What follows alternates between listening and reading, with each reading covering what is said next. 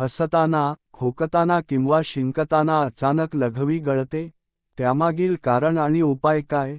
महिलांमध्ये खास करून हा आजार दिसून येतो जेव्हा त्या हसतात, खोकलतात किंवा शिंकतात, त्यांना अचानक युरिन म्हणजेच लघवी गळते. ही समस्या पुरुषांमध्येही असते, पण या आजाराचं प्रमाण महिलांमध्ये जास्त प्रमाणात दिसून येतं. या समस्यामुळे महिलांना अनेक समस्यांना तोंड द्यावे लागते. या आजाराला डॉक्टरी भाषेत युरिनरी इन्कॉन्टिनन्स असं म्हटलं जातं. हा आजार दर 8 पैकी एका पुरुषाला तर 3 पैकी एका महिलेमध्ये असते.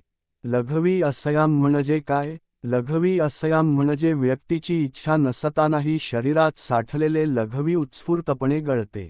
खरं तर, मूत्र आपल्या मूत्राशयात साठत राहतं. जेव्हा मूत्राशय भरू लागतो तेव्हा आपल्याला लघवी करावी लागते आणि त्याचा दाब जाणवतो. लघवी करूनही लघवी थांबवणारे अनेक जण आहेत. जेव्हा मूत्र नियंत्रित करणारे स्नायू कमकुवत होतात, अतिक्रियाशील मूत्राशय, तेव्हा असंयमाची समस्या उद्भवते. अशा स्थितीत जोरात हसल्यावर किंवा थोडासा खोकला झाला तरी लघवी बाहेर येते. मध्यमवयीन स्त्रियांमध्ये ही समस्या जाणवते. वाढत्या वयाबरोबर महिलांमध्ये हा आजार सामान्य असतो. ही समस्या 30 ते 35 वर्षांनंतर बहुतेक महिलांमध्ये दिसून येते. बाळंतपणानंतर अनेक महिलांच्या शरीराच्या खालच्या भागाचे स्नायू कमकुवत होतात, कारण बाळाला जन्म देताना खालच्या भागाचे स्नायू जास्त ताणले जातात. जेव्हा आई खूप पातळ असते आणि जन्मलेले मूल खूप निरोगी असते तेव्हा हे सहसा दिसून येते. याशिवाय लठ्ठपणा आणि मधुमेहामुळेही ही समस्या यामागे असू शकते. ही समस्या जास्त कॉफी किंवा धूम्रपान करणाऱ्या लोकांमध्ये दिसून येते. या समस्येवर काय उपाय?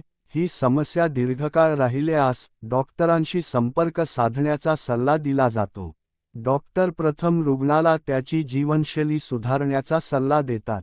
तुम्हाला कॉफी, चहा आणि धूम्रपान टाळण्यास सांगितले जाते. स्नायू मजबूत करण्यासाठी व्यायाम शिकवले जातात, याला पेल्विक फ्लोर स्नायू प्रशिक्षण म्हणतात.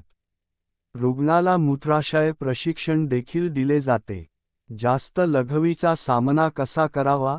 प्रशिक्षणाद्वारे मूत्राशयाला हळूहळू लघवी थांबवण्याचे प्रशिक्षण दिले जाते. औषधे देखील दिली जातात किंवा काही प्रकरणांमध्ये शस्त्रक्रिया आवश्यक असू शकते.